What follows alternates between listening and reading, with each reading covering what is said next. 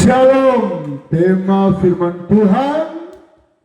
Kalau kita sibuk dengan Tuhan, Tuhan sibuk mempromosikan kita. Kalau kita sibuk dengan Tuhan, Tuhan sibuk mempromosikan kita. Mazmur 132, Daud dan Sion pilihan Tuhan. Ayat yang pertama, nyanyian syiara. Ingatlah ya Tuhan kepada Daud dan segala penderitaannya. Ayat yang kedua, bagaimana ia telah bersumpah kepada Tuhan, telah bernasar kepada Yang Maha Kuat dari Yakub. Dari sekian banyak firman Tuhan, saya mengambil satu kesimpulan. Mazmur 132 satu pasal ini salah satu pasal terbaik, pasal terindah di Alkitab. Kenapa? Karena ayat yang kedua ini, bagaimana ia telah bersumpah kepada Tuhan, telah bernasar kepada Yang Maha Kuat dari Yakub. Bernasar sekaligus dia bersumpah. Ini alasan pertama. Kalau saudara baca Kejadian pasal 22, alasan pertama Allah memilih Abraham karena dia mempersembahkan Ishak. Tetapi saudara bisa baca Kejadian sampai Wahyu ke Kejadian, pasal Mazmur pasal 132 merupakan yang terbaik. Best is the best. Ayat yang ketiga, apa yang dia dasarkan, apa yang dia bersumpah, sesungguhnya aku tidak akan masuk ke dalam kemah kediamanku, ya di istana. Tidak akan berbaring di ranjang patiduranku. Ayat 4. Sesungguhnya aku tidak akan membiarkan mataku tidur atau membiarkan kelopak mataku terlelap. Wow.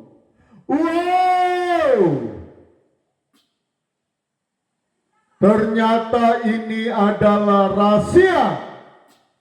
Daud diberkati dengan luar biasa. Temanya, kalau kita sibuk dengan Tuhan, Tuhan sibuk mempromosikan kita. Dan yang menjadi ayat pokok, kita baca ayat yang ke-11. Ketika Daud bersumpah, ketika Daud sementara mempersiapkan pembangunan gereja, ayat yang ke-11, oleh karena Daud hambamu, ya ayat 11, Tuhan telah menyatakan sumpah setia kepada Daud, ia tidak akan memungkirinya. Ada tanda seru, ini penting sekali. Seorang anak kandungmu akan kududukan di atas tahtamu. Wow. Saudara yang Tuhan Yesus kasihi, ini yang saya katakan temanya. Kalau kita sibuk memikirkan pekerjaan Tuhan, Tuhan lebih sibuk mempromosikan kita. Tuhan lebih sibuk mempersiapkan berkat-berkat dari surga. Kalau berbicara berkat-berkat dari surga, berkat yang spektakuler. tidak tanggung-tanggung 40 tahun menjadi raja. Dan di dalam Alkitab hanya Daud dan anaknya Salomo yang dikaruniai papanya 40 tahun, anaknya 40 tahun. Dan mereka bukan menjadi raja yang tidak terkenal. Ada beberapa raja yang dicatat di dalam Alkitab, tetapi tidak terkenal, tetapi tidak termasyur, tetapi tidak dihormati. Saudara, kalau saudara lihat bagaimana Raja Daud, seluruh dunia datang studi banding di negara Israel. Ini seluruh dunia. Mereka cari tahu hikmat dari Raja Salomo. Orang berkata Soleman, Raja Soleman. Tetapi Alkitab mencatat Raja Salomo. Saudara, banyak orang kalau dia sudah jadi gubernur, dia sibuk membangun koalisi dengan partai A, partai B, partai C. Kalau boleh semua partai berkoalisi dengan dia, supaya kalau dia jadi gubernur, dia mau naik mencalonkan periode kedua, oh ada partai-partai yang backup dia. Atau presiden, kita lihat rata-rata presiden, mereka mempersiapkan anak-anaknya, oh punya properti di mana-mana, punya aset di mana-mana. Dan pada zaman itu bangsa Israel boleh dikatakan hampir setiap minggu berperang. Seharusnya yang Daud pikirkan bagaimana membuat tembok yang tinggi, pertahanan yang kuat, pertahanan yang kokoh. Tetapi Daud tidak memikirkan yang duniawi. Daud tahu bahwa sumber kemenangan dari sorga, sumber kemenangan dari Yesus Kristus. Kalau kita baca satu pasal ini, Tuhan akan membuat malu semua musuh-musuhnya. Tuhan akan sibuk berperang melawan musuh dari Raja Daud. Dan firman Tuhan berkata, kamu akan diam saja. Daud dia bernasar dan dia bersumpah. Saudara, pada umumnya raja, kalau dia jadi raja, yang dia pikirkan bagaimana dia mengumpulkan istri-istrinya, gundik-gundiknya. Setiap malam dia main seks dengan gundiknya. Ya kan? Namanya raja. Tidak seperti zaman sekarang, oh ya satu-satu. Tetapi zaman dulu-dulu yang raja pikirkan setiap malam, pokoknya masuk jam 6 malam, raja dia semakan, dia kumpulkan wanita, bercinta dengan wanita. Tetapi Raja Daud tidak. Raja Daud tahu bahwa selama ini bangsa Israel pindah dari satu tenda ke tenda yang lain. Tenda yang satu bongkar lagi, pindah lagi. Repot. Tuhan itu tidak terhormat. Saudara, kalau kita baca ayat yang ke-7, mari kita pergi ke tempat kediamannya, sujud menyembah pada tumpuan kaki Yesus. Betapa Raja Daud mau memberikan penghormatan yang setinggi-tingginya. Ada banyak orang Kristen gagal, tidak diberkati, mau menyumbang di pembangunan gereja satu saat, dia takut sekali Nanti gereja sudah peresmian, baru dia ibadah. 5 tahun gereja membangun, 5 tahun dia menjauh. Ada yang seperti itu. Kalau mau Natal dia sudah tahu ada aksi 5 menit. Oh, dia pasti tidak akan beribadah berbulan-bulan. Ibadah pranatal sudah selesai, baru dia muncul. Ada. Tetapi Daud, dia tahu bahwa sumber kemenangan yang dia miliki ketika melawan Goliat adalah dari Tuhan Yesus. Pergi ke tempat gereja adalah hobi dari Raja Daud. Saudara yang malas-malas datang ke gereja, mimpi kali ya, diberkati Tuhan, mimpi. Tunggu ayam kencing. Tetapi Raja Daud, dia bersumpah. Wow. Biasanya kalau seorang raja, oh dia mau tidur nyenyak. Dia mau bersenang-senang dengan gundik, dengan permasyurinya. Oh, dia mau menikmati. Dia mau kumpul emas. Dia mau kumpul perak. Dia mau kumpul harta benda. Untuk anak, cucu sampai keturunan ke-10, ke-20 masih ada. Tetapi Raja Daud justru mengumpulkan harta kekayaan untuk pembangunan bait suci yang megah. Dan bait suci yang megah itu adalah yang menjadi akar dari peperangan Harmagedon. Hari kiamat, pembangunan bait suci yang ketiga. Dan sekarang berdiri Masjid Al-Aqsa kalau tidak salah, yang ada di Israel sana. Yang sementara orang-orang Yahudi sudah mempersiapkan materialnya untuk pembangunan bait suci yang ketiga.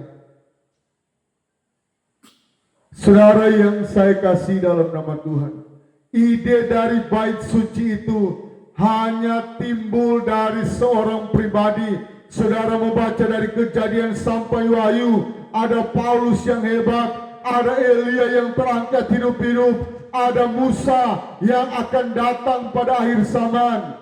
Musa dan Elia, ada Henok yang terangkat hidup-hidup, ada Abraham, ada Yakub, ada Ishak. Tetapi tidak ada satupun tokoh yang memikirkan bagaimana orang Israel membangun bait suci. Tidak berpindah-pindah, sehingga tema dari atau perikopnya Daud dan Sion, pilihan Tuhan. Saya percaya channel Fanny Christine dipilih Tuhan. Channel PS Fanny Christine dipilih Tuhan. Penonton-penonton yang menonton khotbah di TikTok, khotbah di YouTube dipilih Tuhan. Dan mari kita mau memuliakan Tuhan dengan segenap hati kita. Ada satu pendeta yang saya temui, 20 tahun dia melakukan penelitian. Dia melakukan penelitian seberapa banyak orang Kristen yang mau memikirkan pekerjaan Tuhan. Dan 20 tahun ini dia melakukan penelitian. Salah satu penyebab orang Kristen menurun untuk berkorban itu ketika masuk di zamannya HP. Orang lebih senang beli HP baru, beli HP mahal, gadget mahal, daripada mau berkorban di gereja. 20 tahun pendeta ini, pendeta yang cukup terkenal, dia melakukan penelitian, ternyata orang Kristen sampai hari ini, bulan Juli ini, 2025, hanya 5% di seluruh Indonesia yang suka berkorban untuk sibuk dengan Tuhan, yang 95% banyak untuk bangun pribadi. Oh, saya mau beli properti sebanyak mungkin. Saya mau aset buat anak saya. Saya mau beli ruko 5. Saya mau buat kolam renang. Saya mau jalan-jalan ke luar negeri. Tetapi kalau mau memberi di gereja, kalau mau memberi persembahan, mau cari uang nominal yang terkecil, kalau boleh 1.000 rupiah, 2.000 rupiah, padahal dia banyak uang. Ini yang Tuhan tidak mau. Kalau kita sibuk melayani Tuhan, ayat yang ke-11 Tuhan sendiri yang sibuk memikirkan bagaimana saya mau memberkati keturunan Raja Daud tidak terputus. Jarang sekali ayat yang ke-11 Tuhan telah menyatakan sumpah setia kepada Daud. Tadi ayat yang kedua, Daud bersumpah, Daud bernasar. Tuhan yang kita sembah, kalau kita bekerja keras untuk pelayanan, jauh dari kerja keras kita Tuhan akan balas. Kalau kita bermalas-malasan di dalam pelayanan, Tuhan juga akan bermalas-malasan memberkati kita. Karena hukum tabur tuai, Tuhan sudah tulis di Alkitab, Tuhan tidak bisa langgar. Jadi kalau tidak pernah menabur dalam gereja, tidak pernah menabur dalam pekerjaan Tuhan, jangan mimpi bangun rumah 4 lantai plus dengan kolam renang. Jangan mimpi. Mari kita belajar untuk menyenangkan Tuhan. Menyenangkanmu, senangkanmu, hanya itu kerinduanku. Menyenangkanmu, senangkan hatimu, hanya itu kerinduanku. Kami punya kerinduan membangun 200 gereja. Anak cucu cece kami pesan kepada anak kami yang tertua, kepada anak kami yang kedua, anak kami yang ketiga, yang keempat, mereka sudah besar. Kalau papamu hanya bangun 5 gereja, engkau yang akan teruskan. Kalau anak-anak tidak mampu membangun gereja, 200 cucu-cucu harus membangun gereja. Kenapa membangun gereja sebanyaknya? Karena di Pulau Jawa banyak orang yang tutup gereja. Di Papua, di Jayapura, Tuhan berikan kebebasan kita untuk membangun gereja. Berbahagialah donatur-donatur yang suka membangun gereja. Engkau akan diberkati dengan luar biasa. Tuhan akan bersumpah, ayat yang ke-11 ini, Tuhan telah menyatakan sumpah setia kepada Daud. Ia tidak akan memungkirinya. Saudara, kalau Tuhan berjanji, semua malaikat di sorga akan tunduk dan hormat. Semua malaikat di sorga sibuk memberkati keluarga kita, memberkati anak-anak kita, memberkati cucu-cucu kita. Asalkan yang kita pikirkan adalah pekerjaan Tuhan. Bukan kita tidak memikirkan pekerjaan kita, pikirkan.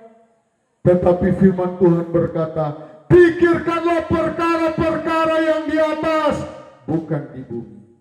Silakan. Kita boleh berencana untuk pekerjaan kita di bumi, tetapi jangan sampai grafiknya pekerjaan kita 100% yang kita pikirkan. Pekerjaan Tuhan 0 besar.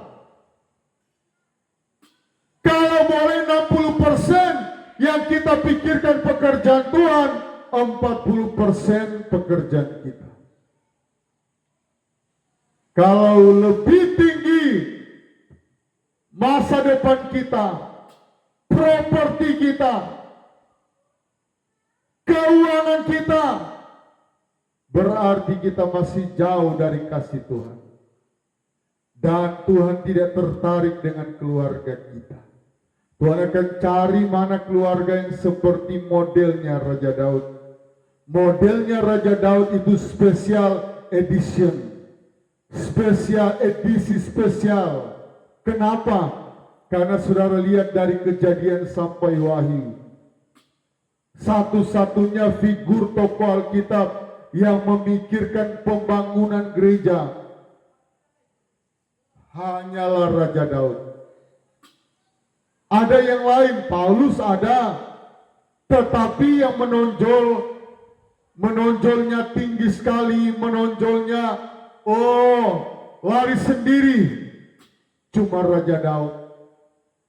Dan sampai-sampai ketika bangsa Israel mau membuat Iron Dome, mereka membuat pertahanan yang bernama David Sling, ketapelnya Raja Daud. Bangsa Israel sampai hari ini mereka sangat menghormati figur Raja Daud.